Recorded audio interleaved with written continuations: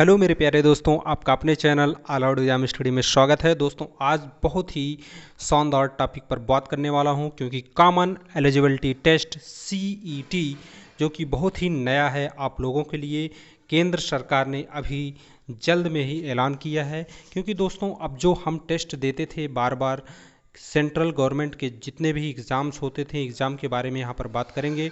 Exam में जो rule change हुआ है उसके बारे में बात करेंगे। जो एग्ज़ाम्स होते थे बार बार, जैसे बैंक, एसएससी और आपके रेलवे, इन सभी परीक्षाओं का एक अब टेस्ट होगा, सिर्फ और सिर्फ एक टेस्ट, और वो उसकी वैलिडिटी आपकी 3 साल रहेगी। आप एक टेस्ट दे देंगे तो आपका प्री का एग्ज़ाम 3 साल आपको नहीं देना होगा।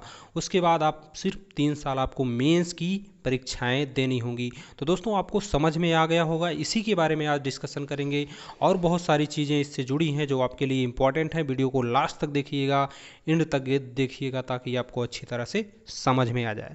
थोड़ा इसको बेसिक से देखेंगे दोस्तों। इसमें दिया गया है, आप देखेंगे कॉमन एलिजिबिलिटी टेस्ट एक है, दूसरा है नेशनल रिक्रूटमेंट एजेंसी।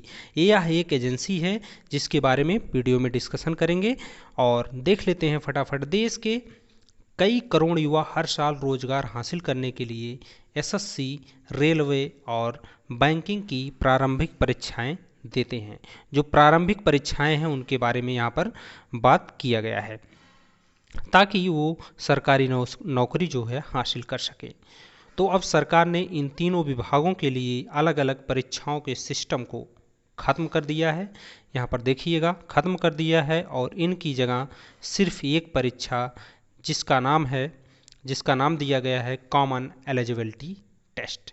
आप समझ गए होंगे कॉमन एलिजिबिलिटी टेस्ट है क्या। अब सिर्फ इन सभी जो तीनों परीक्षाएं थी, बैंक, एसएससी, रेलवे, इनके जगह पे सिर्फ और सिर्फ एक जो प्रारंभिक परीक्षा होती थी जिसे प्री एग्ज़ाम कहते हैं, उसके जगह पे एक सिर्फ कॉमन एलिजिबिलिटी टेस्ट होगा। इतनी चीज़ें आपको समझ में आ गई होंगी। तो बात कर ले आगे। इस तरह के बदलाव को क्रांतिकारी बदलाव माना जा रहा है, और बहुत ही अच्छा बदलाव है। आप जैसे देख सकते हैं, आप लोगों के लिए बहुत ही अच्छा है ये बदलाव, जो है बहुत ही अच्छा है। एक बार आप प्री एग्ज़ाम दीजिए और 3 साल तक आपको प्री एग्ज़ाम देने की ज़रूरत नहीं है। सिर्फ और सिर्फ आपको मेंस पर फोकस करना होगा, प्री पर नहीं करना होगा। तो दोस्तों बहुत अच्छा है, इसके बारे में और जान लेते हैं। सीईटी कॉमन एलिजिबिलिटी टेस्ट लागू होने के बाद क्या होगा, इसके लागू होने के बाद क्या होगा, इसके फ़ायदे क्या होंगे, नुकसान क्या होंगे, सब चीज़ देखेंगे। देख लेते हैं फटाफट। सीईटी लागू होने के बाद से सरकारी नौकरी पाने का रास्ता पूरी तरह से जो है आपका बदल जाएगा, और ये पहले से आसान भी हो जाएगा। जितनी भी प्रकार की जो कमियां सिस्टम में थीं, जैसे परीक्षा में पहले पेपर लीक हो जाना, परीक्षा में जो पहले पेपर लीक हो जाता था, उसके अलावा समय पर परीक्षा का ना होना, और तीसरा पॉइंट है परीक्षा काफ़ी लंबे समय तक खिंच जाना, और उसके बाद परीक्षा में सिर्फ 2 भाषाओं का होना। परीक्षा में जो एग्ज़ाम होता था हिंदी और इंग्लिश में ही होता था, इसमें भी बदलाव किया गया है, आगे देखेंगे। हर साल एक ही परीक्षा बार बार देना, जैसे जो प्री एग्ज़ाम होता है उस परीक्षा को हर साल बार बार देना। जैसे आप एसएससी का एग्ज़ाम देने जा रहे हैं तो आप वहाँ पे प्री देंगे, आप बैंक का एग्ज़ाम देने जा रहे हैं तो वहाँ पे प्री देंगे, रेलवे का एग्ज़ाम देने जा रहे हैं तो वहाँ पे प्री एग्ज़ाम देंगे। तो अब आपको सिर्फ एक बार जो है प्री एग्ज़ाम देना होगा। परीक्षा देने के लिए दूर जाना पड़ता था, लेकिन अब इसमें भी सुधार किया जाएगा। इन सभी समस्याओं को दूर करने के लिए कॉमन एलिजिबिलिटी टेस्ट को लागू किया गया है। तो दोस्तों ये कॉमन एलिजिबिलिटी टेस्ट जो है इसको लागू कर दिया गया है। तो इसके बारे में और जान लेते हैं फटाफट। कॉमन एलिजिबिलिटी टेस्ट है क्या। तो कॉमन एलिजिबिलिटी टेस्ट के बारे में जब देखेंगे क्या है। केंद्र सरकार से जुड़ी नौकरियों के लिए, जैसे कि मैं आप लोगों को बता चुका हूँ, केंद्र सरकार से जुड़ी जो नौकरियां हैं उनके लिए ऑनलाइन आयोजित होने वाली प्रारंभिक परीक्षा को कॉमन एलिजिबिलिटी टेस्ट के नाम से जाना जाता है, या कॉमन एलिजिबिलिटी टेस्ट नाम दिया गया है। तो दोस्तों सीईटी बहुत ही इम्पॉर्टेंट है, आप इसको देख सकते हैं। देखेंगे national recruitment agency, recruitment agency जो है नेशनल एनआरए क्या है। एनआरए के बारे में बात करें, सरकार ने कॉमन एलिजिबिलिटी टेस्ट सीईटी जो जिसके बारे में अभी बात चल रहा था, सीईटी जो है कराने के लिए जिस एजेंसी का निर्माण किया गया है, इसका टेस्ट जो है कॉमन एलिजिबिलिटी टेस्ट जो है इसको कराने के लिए जिस एजेंसी का निर्माण किया गया है उसी को कहते हैं नेशनल रिक्रूटमेंट एजेंसी, उसका नाम रखा गया है। तो दोस्तों जो है एनआरए जो है आपका सीईटी के एग्ज़ाम्स को टेस्ट को कराने के लिए ये एजेंसी बनाई गई है एनआरए, बहुत अच्छी तरह से आपको समझ में आ रहा होगा। आगे देखेंगे दोस्तों कॉमन एलिजिबिलिटी टेस्ट परीक्षा के फ़ायदे क्या हैं, इसके क्या क्या फ़ायदे हैं देखेंगे। पहला पॉइंट इसमें है अलग अलग भर्तियों के लिए एक ही परीक्षा होने से उम्मीदवार और सरकार के पैसे और समय दोनों बचेंगे। जो अलग अलग भर्तियों के लिए जो है एक ही जब परीक्षाएं होंगी, बार बार आपको ना परीक्षा देने जाना होगा, ना बार बार आपको फॉर्म भरना होगा, और उसमें सरकार को भी इतनी ज़्यादा जो है बार बार ना फॉर्म भराना होगा, ना उसे जो है बार बार परीक्षाएं कराना होगा, तो गवर्नमेंट का भी इसमें समय बचेगा। तो दोस्तों इसमें दोनों का फ़ायदा है। देखेंगे नेक्स्ट पॉइंट में क्या दिया गया है, परीक्षा के लिए सालों साल के इंतज़ार नहीं करना पड़ेगा। जो परीक्षाएं होती थी, प्री का एग्ज़ाम होना है, रेलवे का, एसएससी का, सभी का एग्ज़ाम होना है, तो उसके लिए हमें इंतज़ार करना होता था। अब प्री का एग्ज़ाम एक बार हो जाएगा, आपका 3 साल के लिए आपको छुट्टी मिल जाएगी। तो दोस्तों इसमें जो है आपको सालों साल तक इंतज़ार नहीं करना पड़ेगा। अब एक ही परीक्षा पास करके कई नौकरियों के लिए आवेदन किया जा सकता है। आप जैसे टेट सीटेट आप जानते होंगे, जो टीचर विभाग में होंगे तो वहाँ पे भी टेट सीटेट होता है। उसी तरह से एक बार जब टेट सीटेट आप पास कर लेते हैं तो 2-3 साल आपको जो है सिर्फ और सिर्फ और कोई चीज़ टेट सीटेट पास नहीं करना होता है। सेम वही प्रोसेस यहाँ भी लगभग है। तो दोस्तों वो चीज़ें आप यहाँ पर थोड़ा समझ सकते हैं, समझाने के लिए आप लोगों को बता रहा था। कुछ लोग समझ पाएंगे जो इससे संबंधित होंगे टेट सीटेट से। तो दोस्तों नेक्स्ट पॉइंट देखेंगे, इस परीक्षा में मिले नंबर को अगले 3 साल तक इस्तेमाल किया जा सकता है। जैसे कि मैं आप लोगों को बता चुका हूँ 3 साल इसकी वैलिडिटी रहेगी।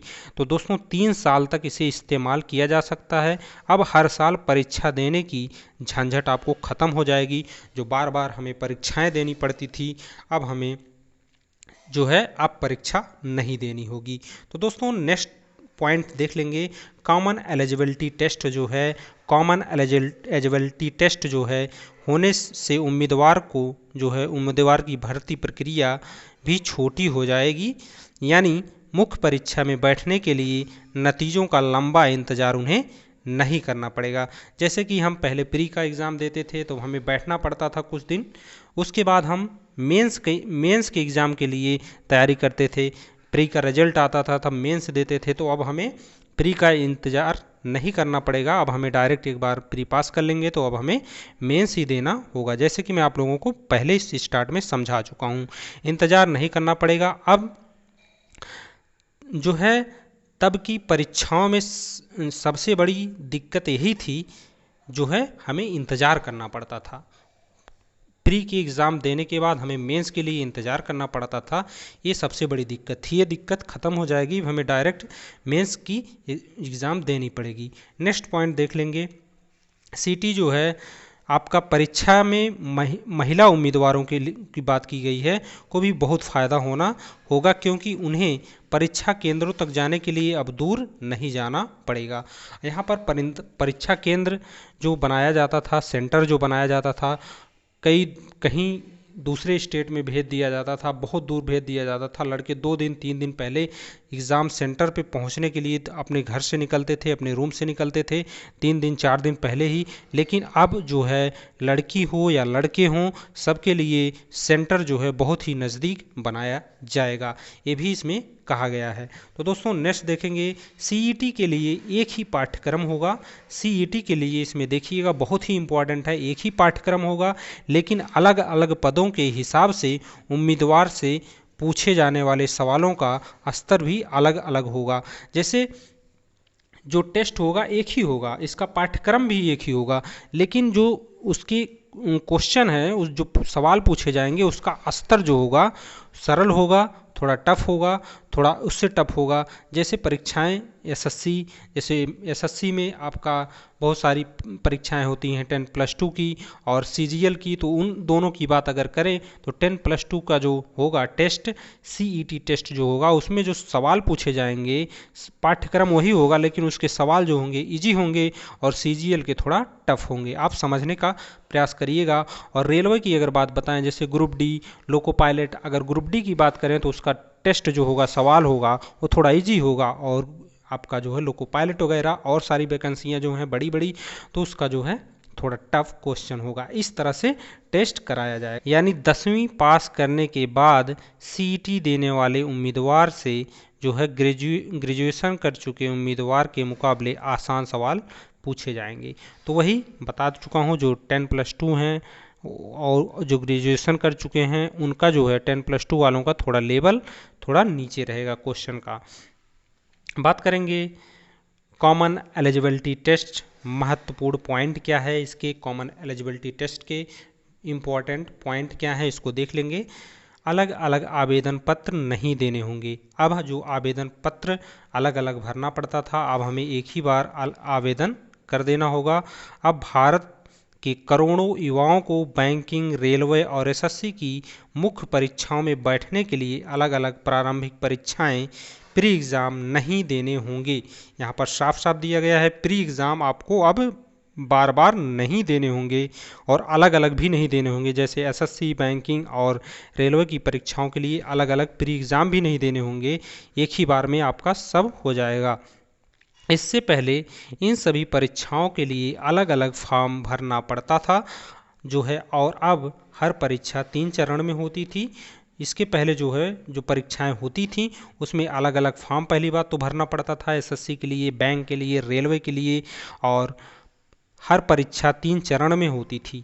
जैसे प्री मेंस इंटरव्यू, सबसे पहले प्रारंभिक जो परीक्षा थी, उसके बाद फिर मुख्य परीक्षा, आखिर में इंटरव्यू, इन 3 चरण में होती थी।